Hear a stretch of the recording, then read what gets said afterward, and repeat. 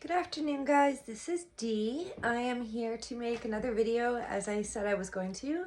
But this one's going to be more of a medical type sort of health and wellness kind of self-care video. And it's going to be more regarding our seniors and our older population. If you've got an older mom or dad or a grandparent, or you have someone living in your home that's a senior, or in a living facility that's like an independent living facility, something like that, this video would be of interest to you, because this is all about some statistics surrounding that sort of thing, and common accidents and problems and concerns that we need to avoid and really be mindful of all the time, because they're the ones that you see bring these elderly folks into the emerge department. And a lot of times when they have these injuries, it's just the first step to a long road downhill, because they just don't recover the same as we do when we're young. So anyway, I'm going to turn this. I have some work on the whiteboard, and hopefully, I don't know if you can see it, but I hope you can. Anyway, I'll read it to you. If you can't, I don't know why you can't, because you could earlier.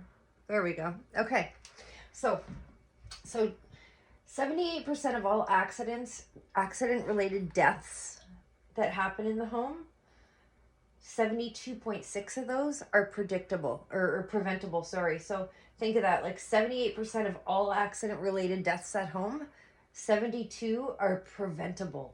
Like, so that means it's stuff that we could, if we knew we were looking for, we were mindful of, we could find it, catch it ahead of time, avoid the danger, avoid the risk, and avoid the accident altogether, and avoid an untimely death, unfortunately. So the types of accidents we see are injuries from falling objects, big time. Trip and falls is a big one. Bruises, cuts, burns is a big one. Choking, huge one. Slip and fall, huge one.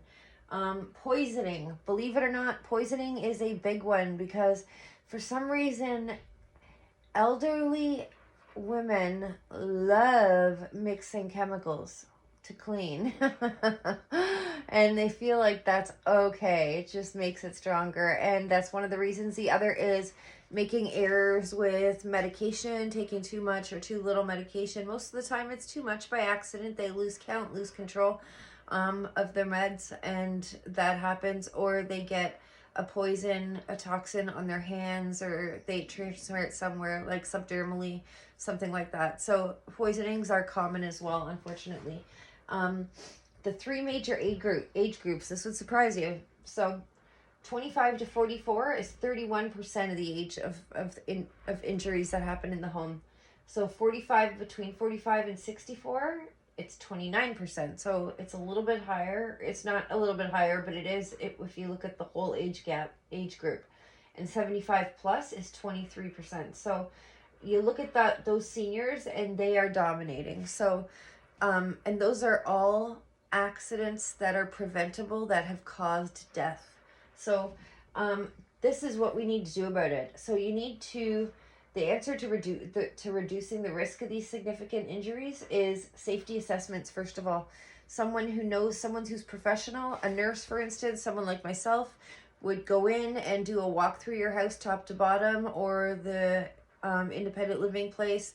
Even though they do have staff that do that, it's nice to have your own person to do it, and do a walkthrough and point out safety risks, and the solutions for them, because there are solutions for them, but you need to know enough about what they are and know that they exist to be able to recommend them, or to advocate for your person to get those things. Good communication between the staff, if they are in a facility, such as, or if they're receiving care at home through an agency like CCAC, and getting nurses or PSWs or like RPNs, like all kinds of healthcare staff, like physio, OT comes in, everybody comes in, and it's good if you can have good communication between everybody. Then you've got a big chance at reducing some of this stuff. Plus, yeah, having someone who someone from the home that is someone from the family, or someone that you hire. Like I do this. That can be an advocate for that individual, that can do a safety assessment and say, you know, this isn't safe, let's do this is a solution, we can do this if it's in the home, or and find cheap and ways we can do it, big money or little money, but there's always ways to make things safer. And based on your budget, we can always figure that out and work around it and make things work, kind of MacGyver things in a way that make it safe for your person. If it's in a long-term care, or in a, like, not long-term care, but an independent living facility, we can still do that too. I have done a few of those as well, gone in and had a look at the people's space and said, you know, they need this and this, and we can advocate for it because they're spending a lot of money to be there. And if they need additional safety precautions added to their space, then they do, and they need someone to advocate for that. And if family can't do it because of many reasons, language barriers, or they're shy, or they just don't know enough about it, so they don't know what to fight for, because you don't know what you don't know, and that's the problem. Someone to advocate at doctor's appointments for additional treatments to be ordered, such as, or therapy, such as occupational therapy, physiotherapy, those kind of things.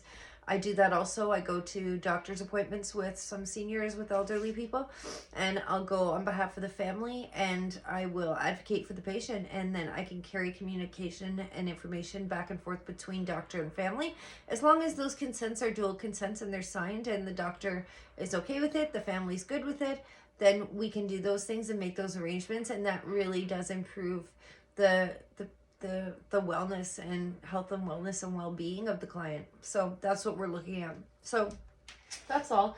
I just wanted to mention that today. If you have any questions about anything like this, or you are interested in doing something like that and you want to discuss it with me, you can leave me a comment in the comments, or you could also send me an email at nursingandheals@gmail.com, and I do respond to those emails, and we can connect that way and at least start a communication that way and figure something out for you. So just take that in and think about it, and yeah, you don't have to have a lot of money. We can work stuff out and make things a little safer for whatever you're working with. It's not a problem. So that's all for today, guys. I just wanted to have a quick chat about that, and I hope everyone's having a great afternoon, and I will see you guys all soon. Take care.